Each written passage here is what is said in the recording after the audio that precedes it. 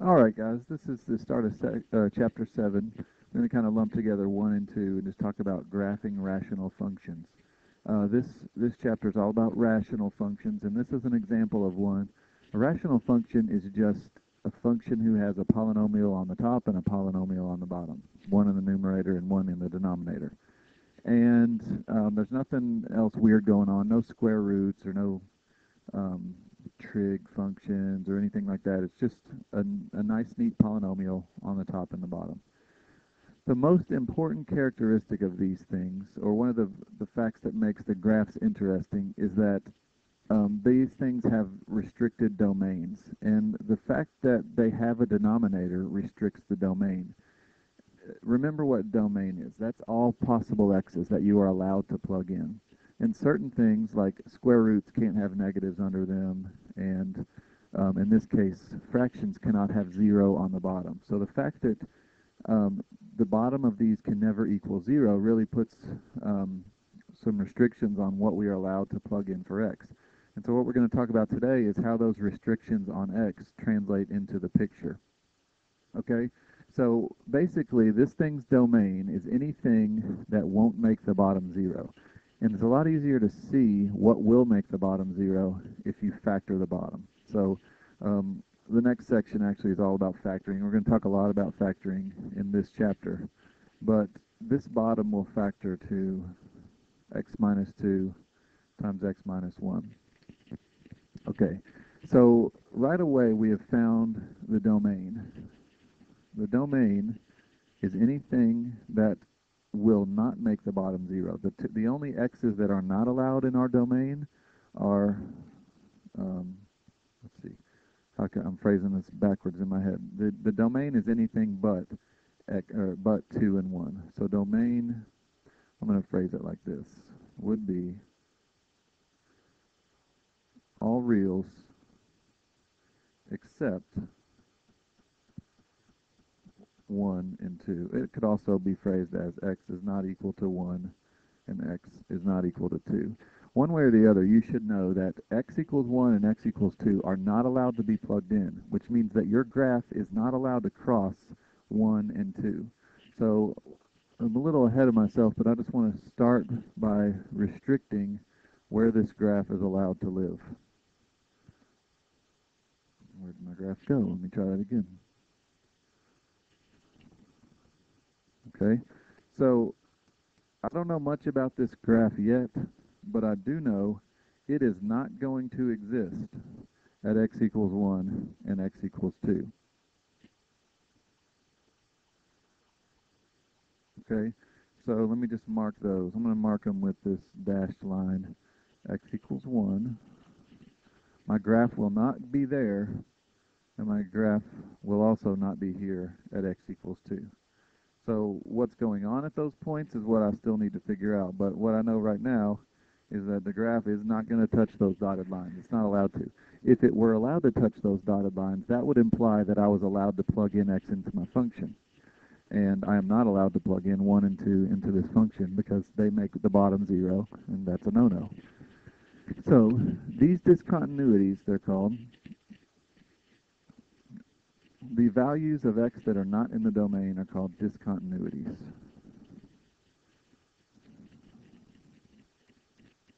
Which basically means you cannot draw the graph without picking up your pencil. It's discontinuous. It's not a continuous line across 1 and 2. So discontinuities come in 2 types. Number 1 are called removable discontinuities or holes. Those are going to be the ones that you are able to remove by canceling. Okay, if I take this whole equation, you should have maybe noticed at the beginning that you've got some values that can just go away. And so this theoretically should be the same as 1 over x minus 1. We'll talk about the differences between those two things in just a minute. But what this tells me is that 2 is a removable discontinuity.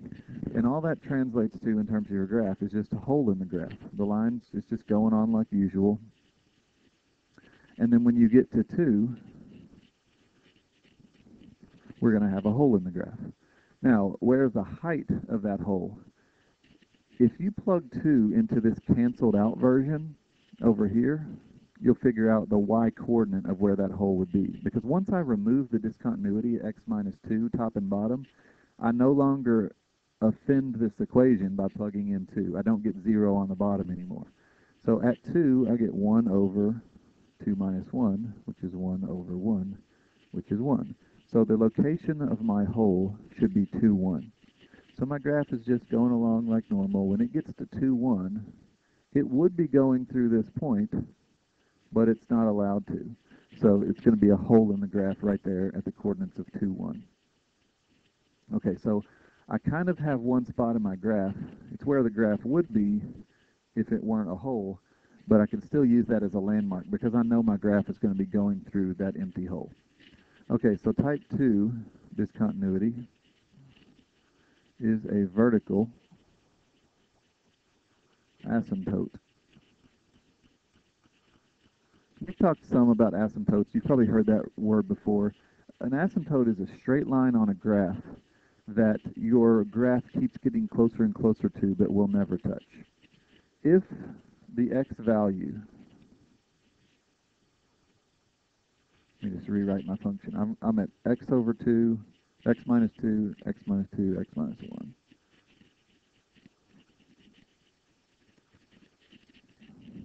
One is a discontinuity. We've already talked about that. If the value 1 does not also make the top 0, like in this case, that's a vertical asymptote, which means that my graph is going to be approaching this other dotted line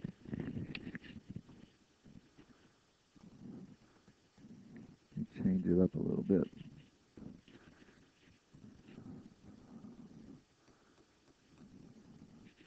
Make that one red. Okay, so it's going to approach x equals 1 with asymptotic growth, meaning it's going to approach this line going upwards and or downwards, but it's never going to quite touch it. So what I know right now is that my graph goes through this empty hole, and I know that it approaches that red dashed line. That's really all I know at this point. I've covered the discontinuity. So there are a couple options of what might be happening. If I'm going to approach this red dashed line and go through that purple circle, either I'm going to be doing this type of thing, or I'm going to be doing this type of thing. You're going to have these graphs with these curved sections that approach the asymptotes and then level out. So let's figure out which one it is. We're going to figure that out by just getting some values, just plugging in and seeing what we get. Okay, so for instance, I want to know what's happening when x is equal to 3. I know what's happening when x equals 2. I have a hole. So if I just make some points, when x is 2, I have the hole at 2, 1. So that's not really part of the graph, but let me just see. When x is 3, if you notice over here on your in my equation, when I plug in 3, I get 1 on top, and I get 1 times 2 on the bottom, so I get a half. So I do know that my graph's going through 3, 1/2. So if I go over to 3, I'm at 1/2. Now this is a closed-in circle because this is actually part of the picture. Let me move out a little bit further. What if x is 5? When x is 5, I get 3 on top, and on the bottom I get 3 times 4, which is 12. So that's a fourth. I think I got that right. X is 5, I get 3 on top and 3 times 4 on the bottom, yes. So when I get to 5, I get to 1/4. So 1, 2, 3, 4, 5, 1/4. And what's going to happen is these are going to approach 0 with a horizontal asymptote. So I'm going to have points really close to the axis going through those points that I found. And then if that's my pattern, I know that I'm going to be approaching this vertical asymptote going up like that. On the other side, I just need to plot a few points and figure out what's going on the other side. If I plug in 0, for instance, on the top I get -2, on the bottom I get -2 times -1, which is 2, so I get -1. So 0, negative 1 is on my graph.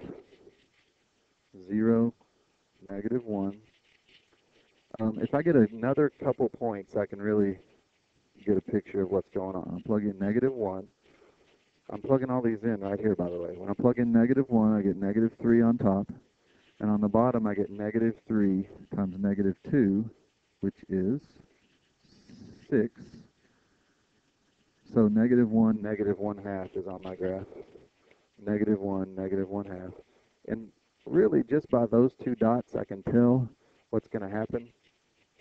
I'm going to have, again, approaching horizontal asymptote, curving through those two, and then approaching the vertical asymptote that way. So when your vertical asymptotes and holes run out of info for you, just plot points until you get an idea of what the shape is. So my last point is this. What's the difference between these two? What's the difference between x minus 2 over x minus 2 times x minus 1 and 1 over x minus 1? I'm going to use my calculator to talk about this one. Here's the original graph. So let me just show a picture of it.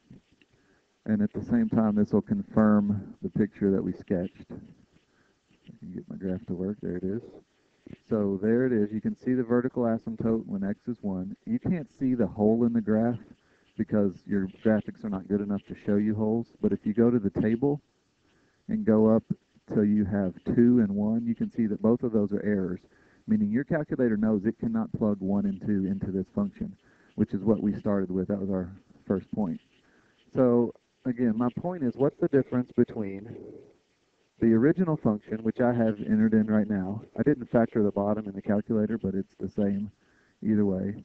And I'm going to add on to this graph the canceled out version. What happens when we cancel the x minus 2's, top and bottom? And that's what's left.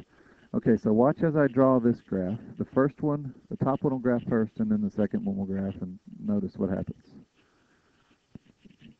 Okay, drawing 1, drawing 2. You can't even see the difference in the two. Meaning the only difference between these two graphs is that one of them has a hole and one of them does not. Look right here. On the first equation, we had an error at 1 and 2. The vertical asymptote was 1, and the hole was here. So the canceled out version just doesn't have the hole in it. So a lot of times what will happen is you'll have a function that has a hole in it, and the only thing that's happened is you've multiplied the top and bottom by some amount.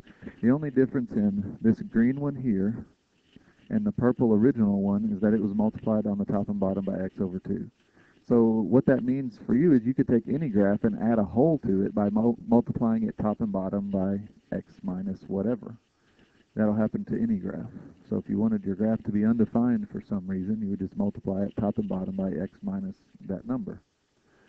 All right, so I hope that makes sense. We'll talk more about it in class, but our main point today is figuring out where your holes are, where your asymptotes are, and getting a sketch and plugging in points until you can have enough to join to make a graph. So we'll create some really cool graphs in this section. No more lines and parabolas. These are all interesting shaped graphs. So hopefully you enjoy it. And that is it. That's 1 and 2. And I will see you in class. Young.